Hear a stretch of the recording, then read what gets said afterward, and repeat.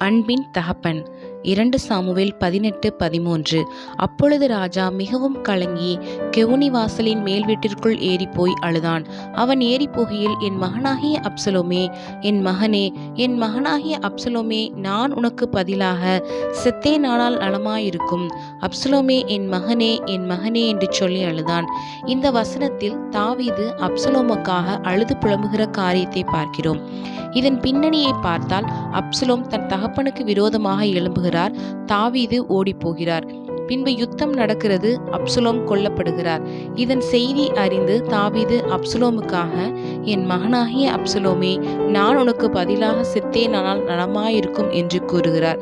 தவறு செய்த தன் மகனுக்காக தன்னையே ஒப்பு கொடுக்க, தான் செத்தால் நலமாயிருக்கும் என்று அழுகிற ஒரு அன்பு தந்தையை பார்க்கிறோம். நாமும் கூட கர்த்தருக்கு முன்பாக பாவம் செய்கிறோம்.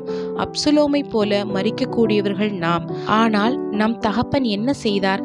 தாவீது தன் மகனுக்காக, நான் உனக்கு பதிலாக செத்தால் நலமாயிருக்கும் என்றார்.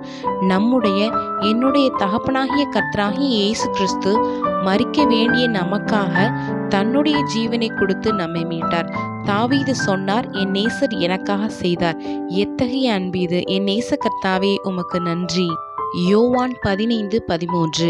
ஒருவன் தன் சிநேகிதருக்காக தன் ஜீவனை கொடுக்கிற அன்பிலும் அதிகமான அன்பு ஒருவரிடத்திலும் இல்லை.